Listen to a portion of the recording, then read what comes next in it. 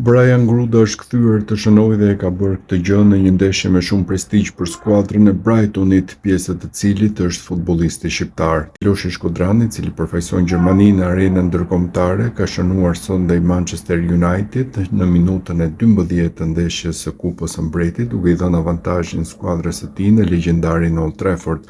Ky ishte një gol i rëndësishëm për Brighton, por sidomos për vetë Grudën, i cili ka kaluar disa dëmtime në këtë sezon. Goli i tij i fundit ishte në gusht kur ai realizoi në kampionat atë që i dha fitoren 2-1 ekipit të tij ndaj Manchester Cityt.